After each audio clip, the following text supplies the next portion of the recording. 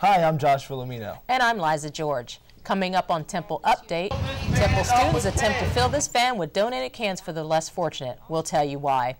Cue up the FDR. The Department of Strategic Management hosts a fireside chat with a local business tycoon and Temple business students. And basketball season has arrived. The men's team holds its annual media day with expectations of a deep run into March. All that and plenty more coming up on Temple Update. On this edition of Temple Update, a Temple organization collects food for a good cause. The Temple community says goodbye to its Dean of Medicine. And the School of Business hosts a successful entrepreneur.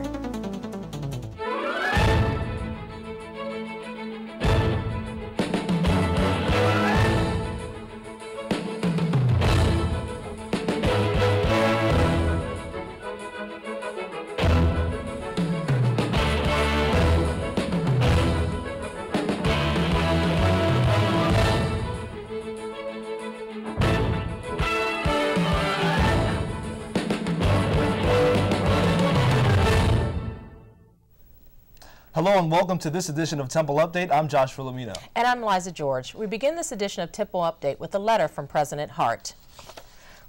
President Hart voiced her concern for the safety of her students through a letter addressed to the Temple community. Hart stated she was concerned about the recent surge in reports of large off-campus house parties. She said disciplinary actions will be enforced against those whose actions threaten the well-being of Temple. On October 31st, a Temple student was shot outside a Halloween party on the 2100 block of 17th. Hart spelled out several of her concerns in a letter to the campus. She wrote about reports that alleged Temple students are holding parties and charging entry fees in exchange for alcohol being served. She warned that underage drinking, alcohol poisoning, sexual assault, and the potential for violence are far more likely at that type of event.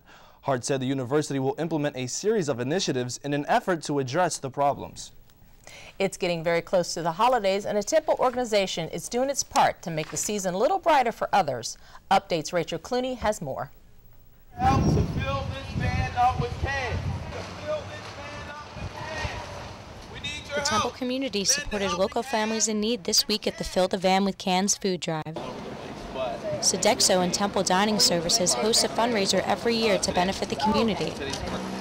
The goal of this year's event was to fill an entire box truck up with cans and non-perishable items. It's a great cause. It's benefiting a local food bank, Fill Abundance, right down there on Burke Street.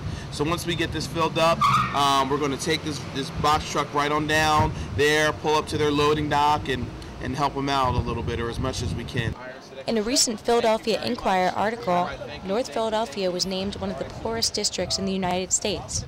With the holidays approaching, Temple and Sodexo are giving back to the community by making sure that families have food on their tables. So please bring whatever non-perishable foods that you have down so that we can take it over to the Fill Abundance so that the holiday seasons that are coming up, that they have enough food on their table to eat.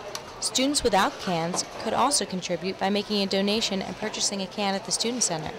Many students came out to support the cause in whatever ways they could. So it's important for all of us to help each other. And if you can give, even if it's just one can. I mean, I only bought 2 cans, but I felt like that was what I could give, so every little bit helps. With help from students like you, Temple University has become that much closer to helping many families in need. Reporting for Temple Update, I'm Rachel Clooney. Temple University is currently holding its 5th annual Alumni Book Drive through December 31st.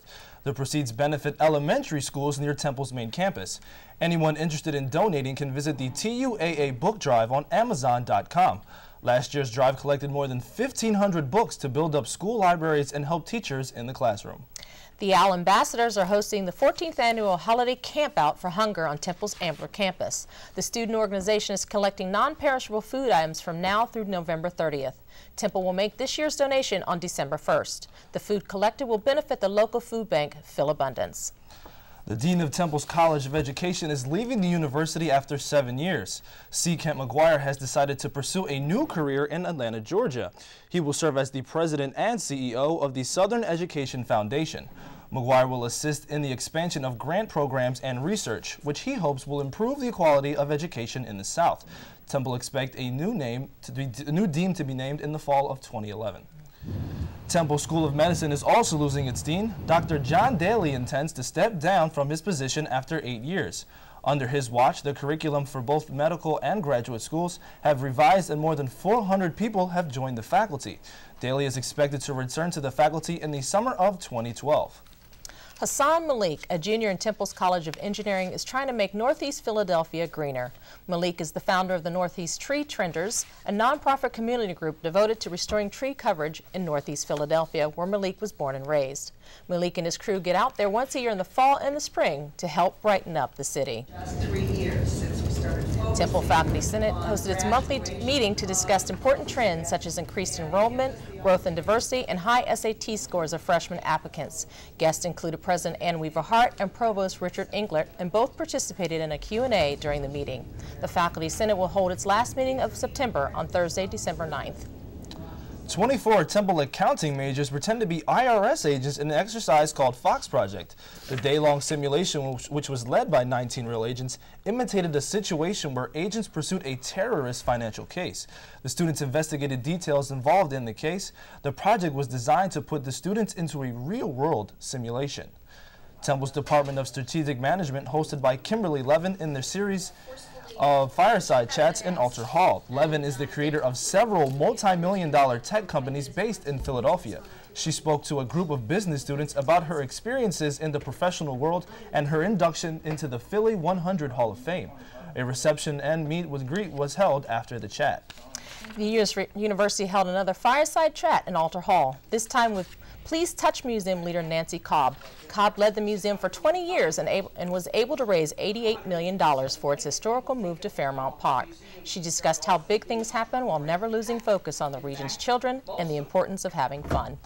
Temple students were among those taking part in a weekend event designed to raise money and awareness for cancer research. Update's Lindsay Keeler was there.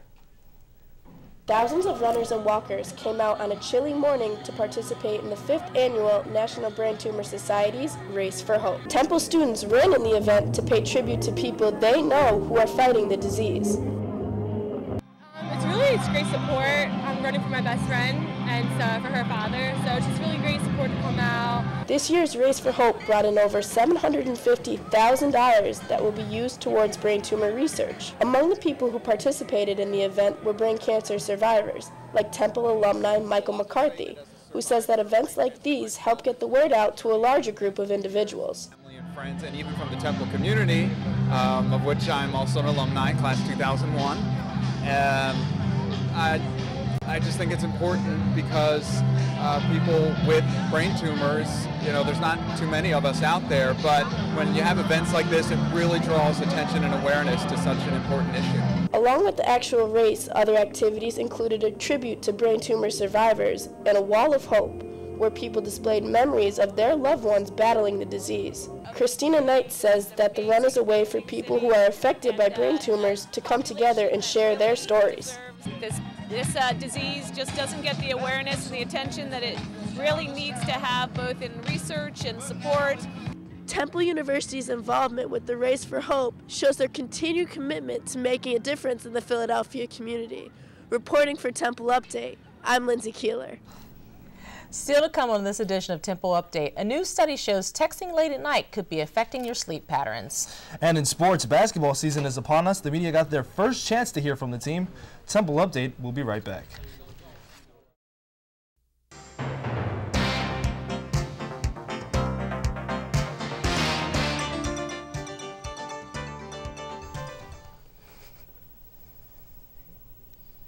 With this week's health report is Samantha Anderson. Sam, tell us more about new ways to de-stress this time of the year. Thanks, Liza. With finals coming up, stress is an all too common feeling among students. Prevention Magazine is offering tips on how to successfully distress. The magazine recommends having a tantrum or outburst. Releasing these feelings early is essential, but do not focus on the issue for too long. Distracting yourself and clearing your mind are key. Eating dark chocolate is also recommended to help the body relax. Late night texting can cause serious issues for students.